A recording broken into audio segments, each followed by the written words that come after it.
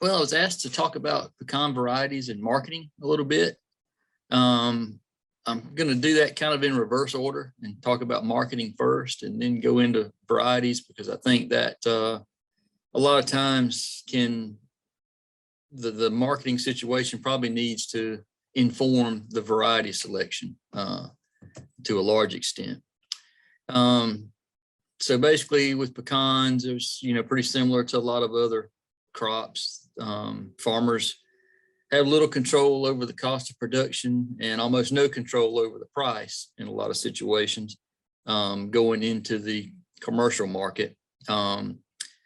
And that has been a problem for us in the last couple of years. In order to change that, we got to change the way in which our industry is operating, especially here in the Southeast, where some of the issues that we're facing. The traditional pecan market is kind of what you see here.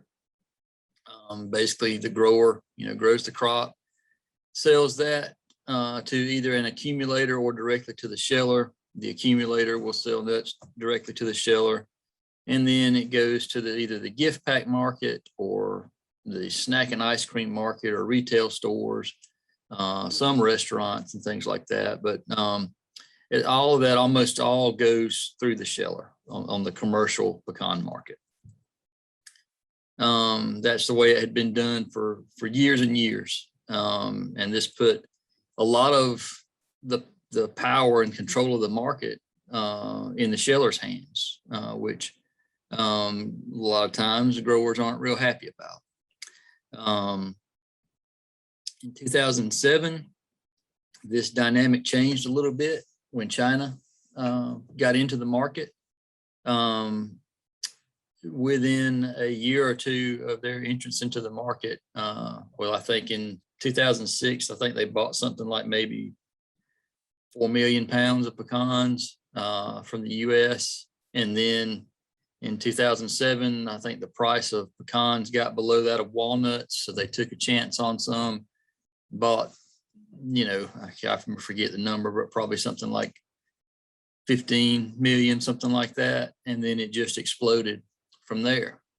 And this was a big deal because China wanted in-shell nuts. And so they could buy directly from the grower. Growers were still selling to the accumulator, who sold a lot to China. And then that actually whittled down on the amount that was going to the sheller. And so as a result, prices went up considerably. We saw prices go up about $1 per pound for pecans here in Georgia compared to what it was before China got into the market. And then, of course, that puts a lot of the power back into the growers' hands. And then most growers were pretty happy about that. And then in 2018 with the tariffs, we saw that change again. And it kind of went back to the old model where all the power was kind of in the sheller's hands. And that brought a price drop of almost $1. And so it's still a little above what it was before, but still, brought the prices down considerably, about 77 cents per pound. So now we're kind of at a crossroads in the industry. We've got a lot of things going on, a lot of factors involved in affecting the pecan market. Of course, the tariffs here in the Southeast, down in Georgia and Alabama, Louisiana. We're still recovering from a series of storms. Domestic demand had been pretty low. That has changed somewhat over the last year or two. I'll talk a little bit about that in a little while. The stored supply situation is not just affected by what is in the US, but by also what is in Mexico, who has now become the largest producer of pecans. In some years, the US kind of flips back and forth, or that kind of flips back and forth between the US and Mexico, depending on the size of the crop in either of those two countries. And then we also have the South African crop that comes in, it's harvested basically early summer. or what would be early summer for us. And that kind of changes the dynamic of the pecan market as well. And amidst all of this, the cost of production has continued to rise. So there's a lot of issues there. So without the in-shell market to China, of course, growers lost a lot of the leverage they had in the market. One thing we see is that the world, for the most part, is moving to a shelled market. Even in China, we see that, but China, that market is pretty traditional in the way they want to consume nuts. So they still like in-shell nuts, but that's pretty much the only place in the world there's a strong demand for in-shell nuts. Western growers in West Texas, Arizona, New Mexico, they're somewhat less affected by the influx of Mexican crop into the U.S. because they pretty much grow the same varieties that are grown in Mexico. And most of that is either going to be Western Sly or Wichita. And it seems that the domestic shellers have a preference for that now.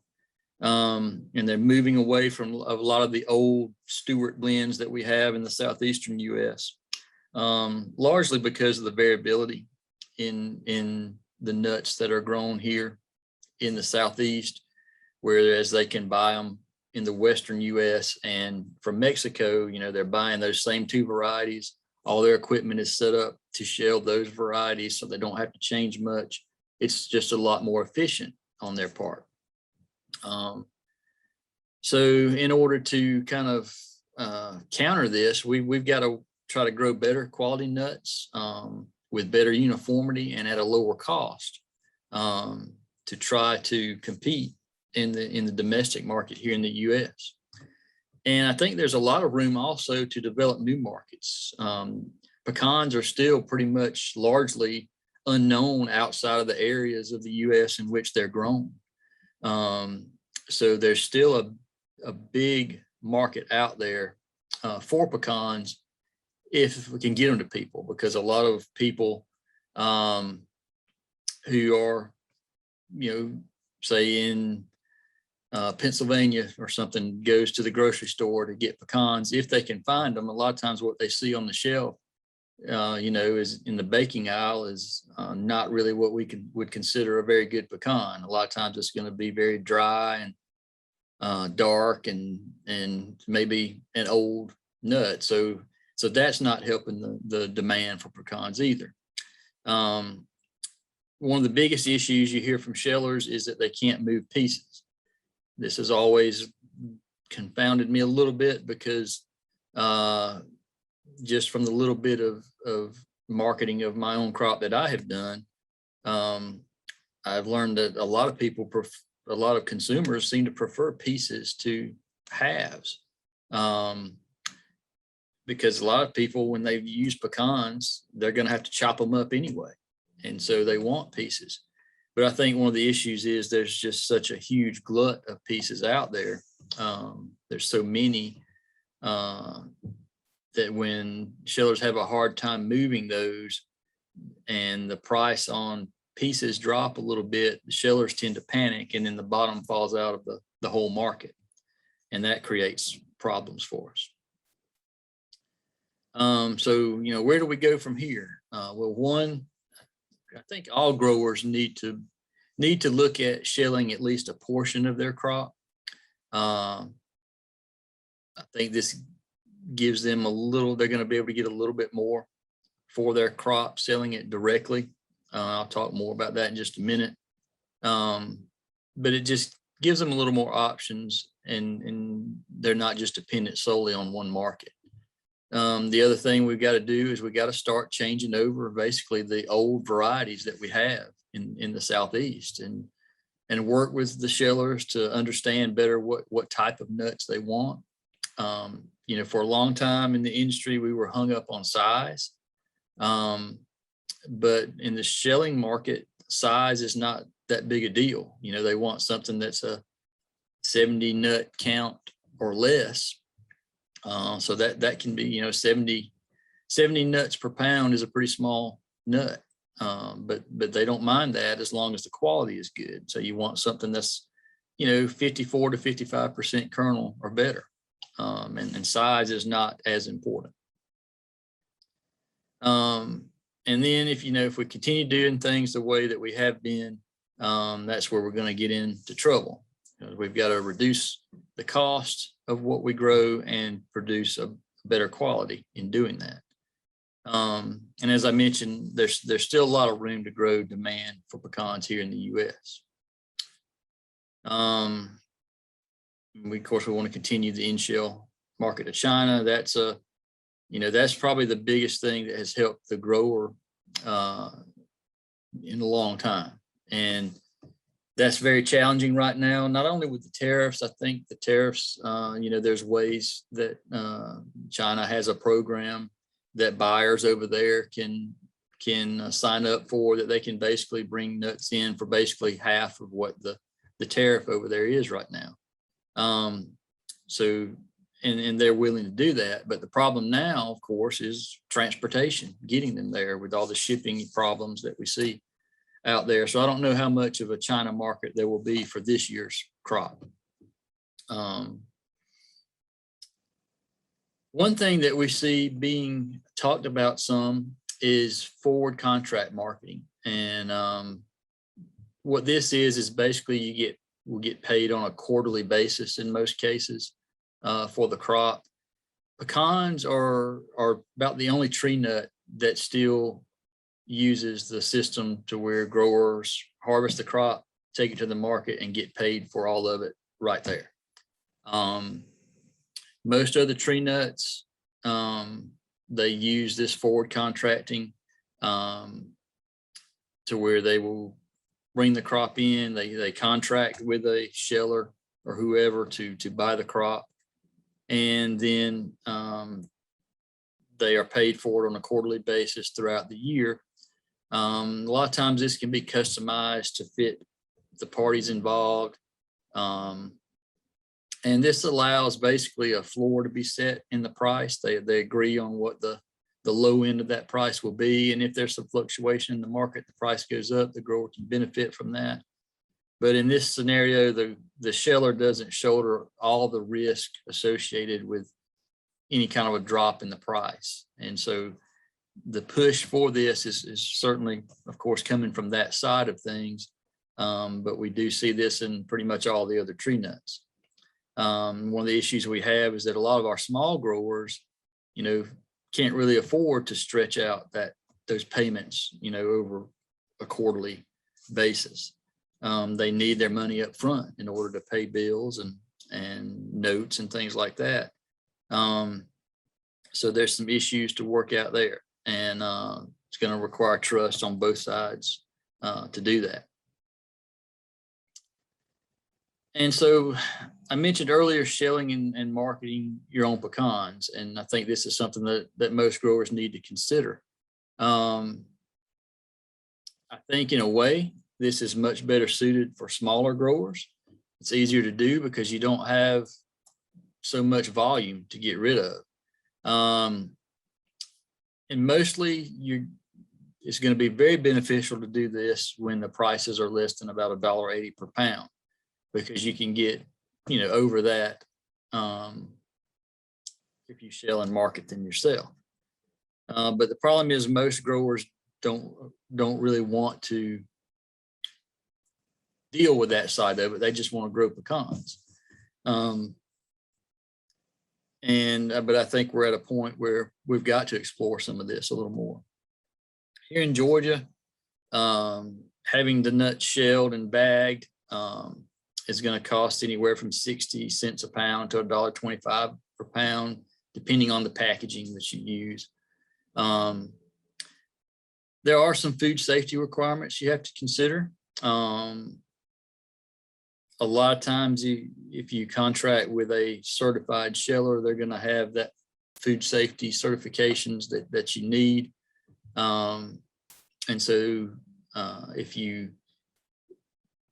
if they do, then, any issues that you may be encountered, all the food safety stuff would go back to them, because you take the nuts in shell to them and you get them back in sealed packages. And and they had the food safety certification to do that. So you've got that taken care of. And then licensing on, you know, marketing your own, whether you do it through the internet or however, there are certain laws that may vary by state on the licenses and certification and everything that you need to do that. So I would just encourage you to check into that for your own state there. And then, of course, if you're marketing your own pecans, to be able to do that successfully, you need quality. And the key to having good quality is handling and storage of those pecans. Basically, when the shucks first start to split, the nuts will kind of stay in there on the tree. They'll be at about 20 to 30% moisture. As those shucks kind of dry down and they kind of open up a little bit more, they'll be at 8 to 10% moisture. And this is kind of when you can shake them off the tree. Most of the time, what we do is shake them onto the ground and let them lay there for a couple of days and get them down to at least 6 to 8% moisture. And then you can take them and have them dried. There's different ways to do that. Of course, the most common way is with these commercial dryers that are hooked to the wagons that pecans are loaded into.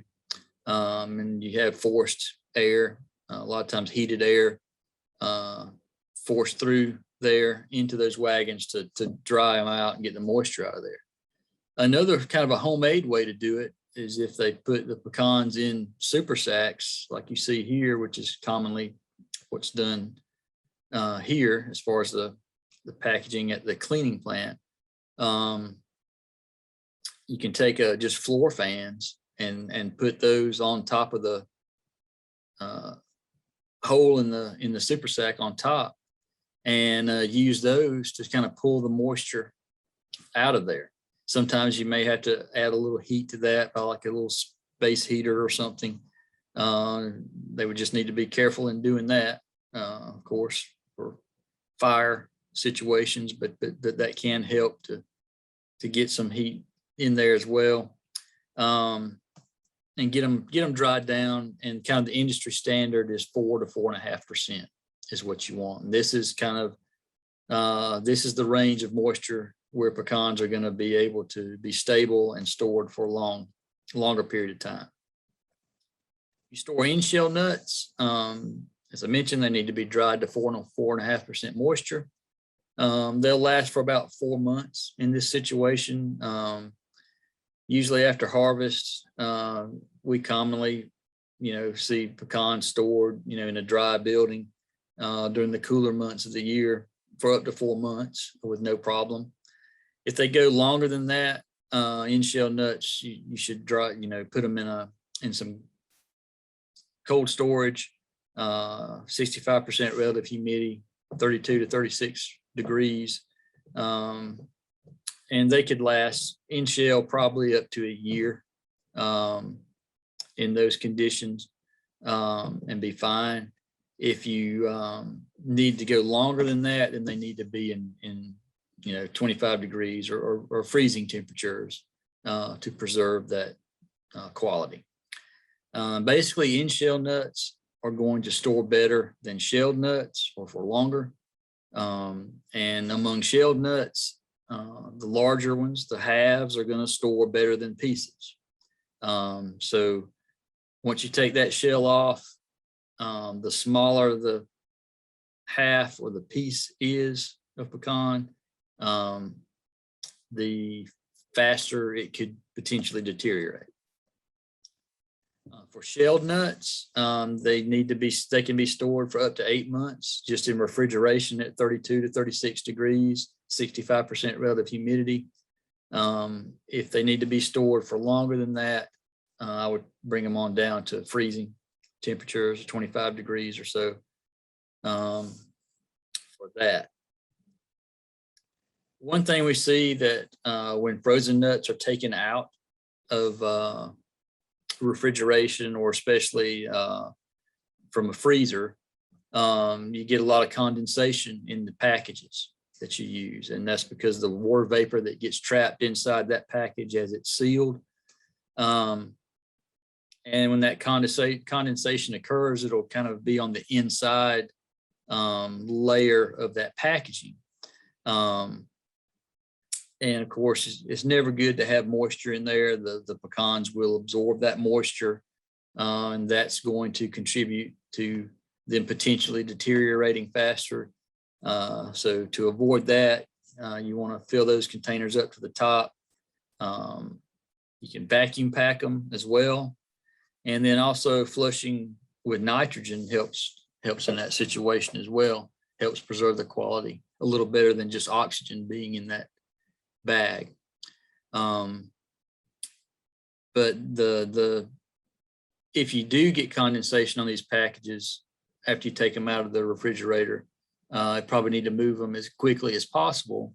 They'll still be fine for a while, but you know, once they absorb moisture or reabsorb moisture, if it gets up, you know, probably up to 8% or more, then you could have some issues. So want to try to avoid that when you can. And then the question is, you know, if you're marketing your own, where are you going to sell them? A lot of times people will advertise in local papers and social media. You see them often for $8 a pound and up, shelled nuts, $4 per pound in shell. Some of those shelled nuts you can see, you know, we even see them up $15, $20 a pound for shelled meats, which is really good. You know, you've also got farmers markets. We see a lot of growers developing their own websites and doing mail order. There are keys, of course, to getting listed early in search engines that you can investigate. A lot of times you have to pay for those. You also, if you're doing a website, you also need to be aware of any additional licensing that may be required in your state to be able to do that. Then, of course, local bakeries, restaurants. You have a lot of local chain convenience stores they're happy to carry pecans. If you're selling to bakeries or restaurants, usually you need to be down in the range of $6.85 to $7.25 per pound for shelled meats in order to interest them. If you're selling to convenience stores, usually somewhere around $8 they'll still be able to make money at that. Usually what I see is if you sell it to a convenience store or something to sell, you know, at $8, they're going to mark it up to 16 or more. And they seem to sell pretty well.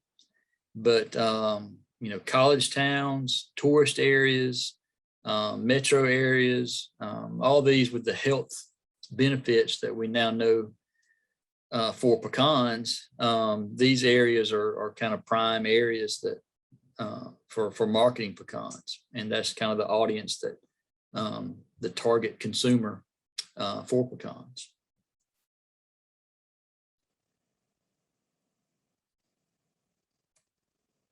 Another thing to mention regarding marketing is the American Pecan Council. Back in 2016, the federal marketing order was passed for pecans, and the American Pecan Council, of course, manages that. Basically, going forward, starting this year, the grower will be assessed 1 cent per pound for improved varieties and no assessment for native varieties. That's changed somewhat. Prior to this year, I think it was 3 cents per pound for improved varieties and 2 cents. I can't remember if it's 1 or 2 cents for natives. And that has changed because of the formation of another group called the American Pecan Promotion Board. And I'll tell you about that in just a second. But USDA has oversight of the marketing order. The board of the APC is made up of basically 3 growers, 2 shellers, and 2 at-large members from each of the regions, which are the the southeast, the central, and the west growing regions of the U.S. And it was originally for domestic marketing and research, but it also now includes export marketing work as well.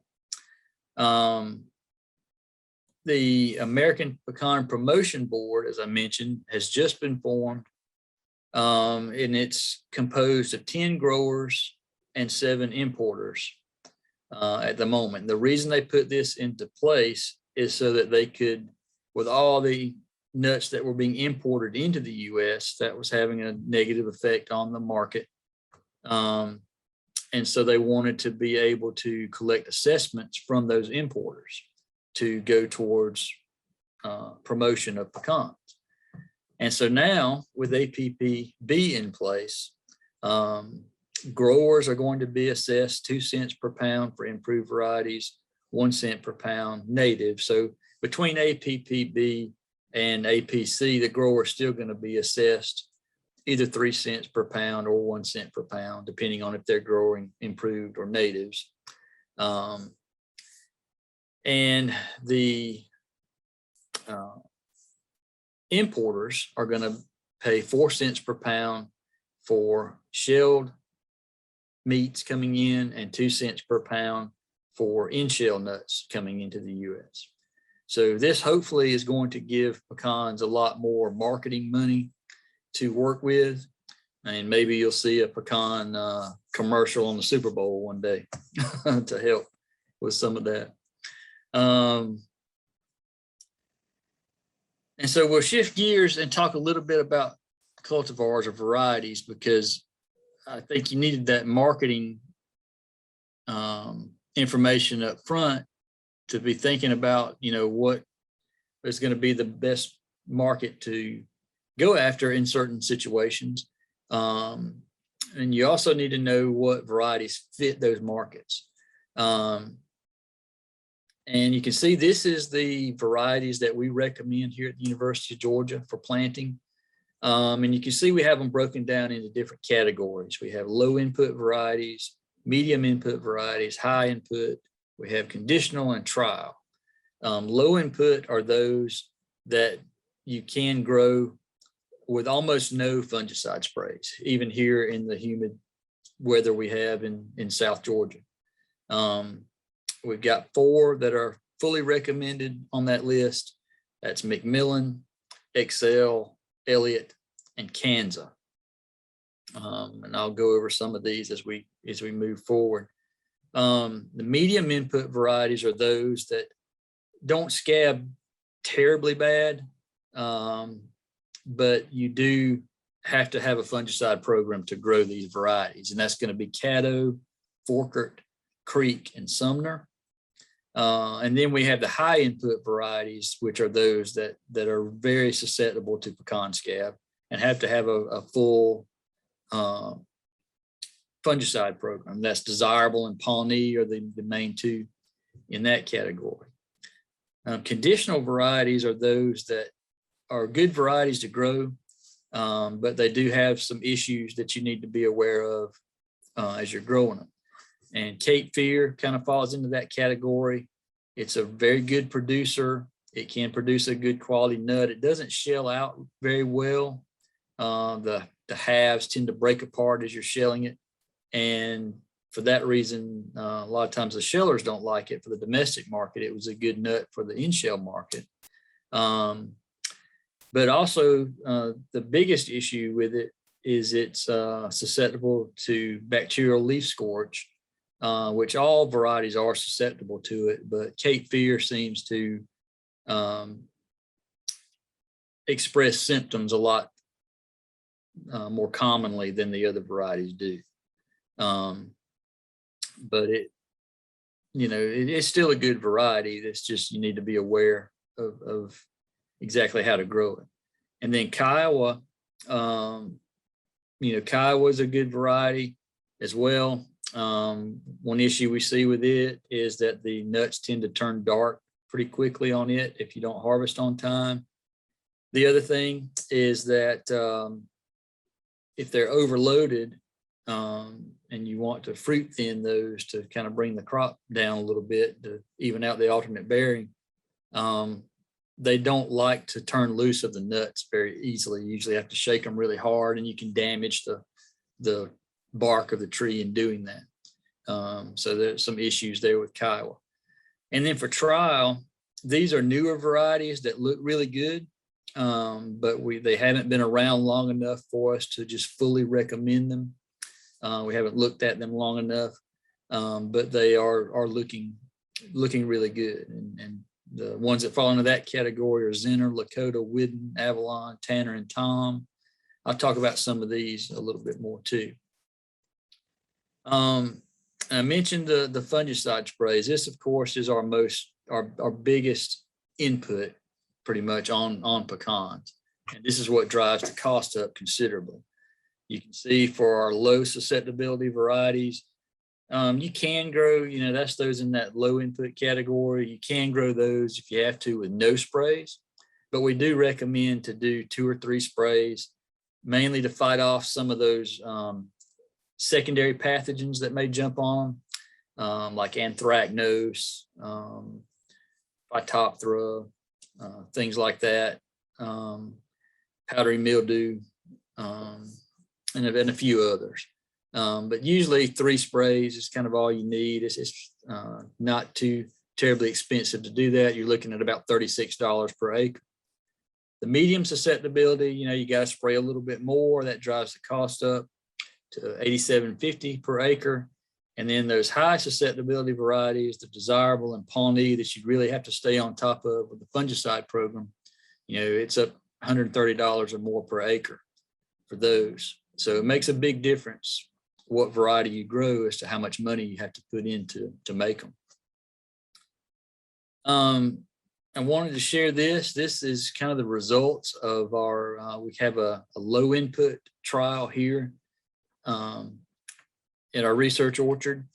And this is kind of the results of that over the last 3 years. Kind of gives you a 3-year average. We've kind of kept up with yield and count, percent kernel, get an idea of quality. And then we'll take these numbers and I'll talk to some of the shellers and accumulators and buyers as to what that particular nut would bring. They give me a price, and then we look at what the cost we've got in that crop, and then generate a net return from those. And you can see that Lakota and Excel, even though desirable and Pawnee are kind of the premium nuts that you get the top dollar price for, when you really look at what it costs you to grow them, and you look at the net return on the profit of what's left when you're done, Lakota and Excel have twice the net profit as of desirable and Pawnee, even though they bring a lower price, but you just don't have as much in growing them. And I think this is one thing that we need to start looking at more. A lot of growers get hung up on the price they get for the pecan for that particular variety, but I think we need to look more at the net return, because really that's what it's all about. Lakota to me is the one that is really shining in this low input trial. It's 48 to 55 nuts per pound, so it's kind of a medium to large size nut, but that nut size can be variable even on the same tree. And you see the quality of it is pretty good. I mean, you were getting up, we've had as high as 62% kernel. Normally it's in the range of anywhere from 56, 57 on up to 62. So that's a very high quality pecan. Has great scab resistance. I have not seen any scab on it to date. That's with 0 sprays. It's harvested pretty early. It's about a week or 2 after Pawnee, which is usually late September. It does produce really heavy. Even as a young tree, it'll just load up super heavy. And as a result, you get a lot of alternate bearing with it at a pretty early age. But I'll show you, we're working on some things with that. We see it to be a good partner with Pawnee as far as pollination goes. We use it a lot in Pawnee orchards for pollination. A lot of times we harvest twice a lot of times. So they'll harvest as soon as those Pawnees, as soon as they can get 50 to 60% of the Pawnees on that tree harvest, shaken out, they'll harvest those. And then a couple of weeks later, they'll come back and hit them again. That second time you come back through with Pawnee, you can harvest Lakota as well. They blend pretty well. If you have the nut size, the smaller Lakota will come out, and you don't have to worry about that so much. I mentioned the alternate bearing issue. Last year, our Lakota were really heavy, and so we went in and fruit thinned some of those. On the ones that we fruit thinned, we brought them down to 110 pounds per tree. The ones we did not thin produced 159 pounds per tree. This is on about 10-year-old trees. So just tremendous heavy crop on them. You see the size and the percent kernel there. And then this year we went back out and looked at the percent bearing terminals on those trees to see if the fruit thinning helped with the return crop, and it did. The ones we did not thin only had about 12% of the terminals with nuts on them. And the ones that we did fruit thin had about 62% of the terminals with nuts on them. So it was a big difference, and can even out that alternate bearing on them pretty easily with fruit thinning. One of the biggest issues we see with Lakota is the color of the kernel. I mentioned that for Kiowa, shortly after it comes off the tree, if you don't harvest it on time, you can have some issues with the kernel color being dark. And we see the same thing with Lakota. But in talking to some of the shellers, most of them, it's not that big a deal. A lot of the nuts they buy from the Western US are this way as well. Quality's good on Lakota otherwise, and you still get a decent price for it. So I think the ease of growing this one with no fungicide sprays and the price that you get for it kind of outweighs this particular problem. McMillan is another one that we see in our low input trial. We haven't seen the yields be as heavy as we have in Lakota, but overall it's pretty good pest resistance. It's a medium-sized nut. Quality is pretty good. The yields are decent, but like I said, they're not as good as Lakota.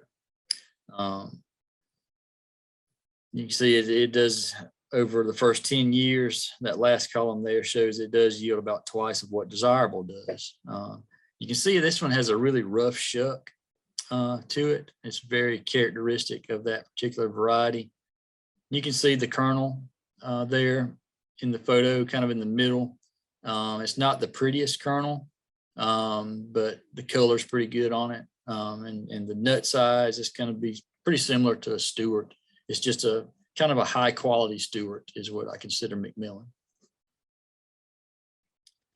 Zinner is a newer one that we are starting to recommend. It's a seedling selection from Alabama that's been propagated. It's a large nut, 48 nuts per pound, 57% kernel, so it's high quality. Mid-October harvest date. The yields have been good. You do see some shuck sticking with this variety where the shucks don't always want to open up. You have a certain percentage on there that's going to do that, but you still get good yields off of it even with that. It's got pretty good scab resistance, although you do have to spray it. It's fairly easy to control with a fungicide program. Black aphids do like it, so you have to watch that with this variety. The main thing to note about this particular variety is the kernel color. You can see in this picture, it's bright and golden, as are the other two. But with Zinner, we see that kernel color really holds up a long time. I've picked nuts up off the ground in March and April and cracked them open Zinner will be still just as gold as it was in October. Desirable will be, dark brown and turning bad. So Zinner really holds up well and would probably have a pretty good shelf life to it. So that's a big advantage to that one. Avalon is a new variety developed by our pecan breeder here at the University of Georgia, Dr. Patrick Connor. It's a cross between Gloria Grand and Caddo. He selected it for the large size, good quality, and good scab resistance. The scab resistance on it seems to be pretty similar to Elliott. We did start to see a little bit of scab on it this year. It wasn't enough to hurt it, but it was excessively wet this year, so there was extreme pressure. But I don't know if the level of scab resistance we currently see is going to hold up long term, but it still looks good and would be easily managed. Harvest date's about a week before desirable, so you're looking at early October. It's a large nut, 47 nuts per pound, 54% kernel, so it's good quality. One good thing about this one is that the cluster size is usually going to be 2 to 3 nuts per cluster. And that generally means when you see that in a variety, you're going to have good, consistent production from one year to the next, and the alternate bearing won't be real severe. So that's a good characteristic. Black aphids do like it. It is a patented variety through University of Georgia, and right now there's only a handful of nurseries that you see listed there where it's available here in Georgia. There are some, I think, in Texas and California, I think, too, that are licensed to carry it. Creek has kind of become our most commonly planted variety here in Georgia of the last few years. It's a pretty medium to large size nut. The percent kernel is not really that good. It's around 50% kernel. It can be higher if you manage the crop load. I've seen it as high as 53, 54%. Mid-October harvest date. The yields on Creek are really heavy, even as a young tree. And so it gets into production fast and makes heavy yields, and growers, of course, like that a lot. Does require crop load management because they will overbear pretty severely, and you'll have bad quality in the on year. Won't have anything the next if you don't manage that crop load. But that's a very popular one here. Caddo is probably the sheller's favorite nut because it shells out into these beautiful, perfect golden halves when you shell it. It's a kind of a medium-sized nut, 67 nuts per pound here. I've seen it a good bit larger than that. 54, usually 54 to 57% kernel for Caddo. Early to mid-October harvest date. This is one that you do have to have a full scab program for, though, because it does. It will scab pretty heavily if it's not sprayed. So you do need a good fungicide program with this one. And black aphids do like it to some extent, but as I said, shellers really like this one, and we're seeing a lot of that being planted right now. So basically, the main goal here is to match the variety selection to the grower, to the growing conditions that they're using, to the market they're targeting as well. The grower really needs to think about what they're looking for in their pecans. Are they looking for heavy yields? Are they looking for good quality? Are they looking for, really good disease resistance? All these things play into it. They have to think about that. And, basically for the in-shell market, there's 3 varieties that that we see work well for us. And on the in-shell market, that's Creek, Lakota, and Excel. The shelled market, you know, you want something with really good kernel color and really good quality. So Caddo, Zinner, and Avalon, you know, would be my choices for a shelled meat market. But I know I kind of hurried through some of that. Wasn't sure how I was doing on time, but just wanted to give you time for questions. And of course, there are other varieties to consider as well, but that's the ones that we're currently looking at.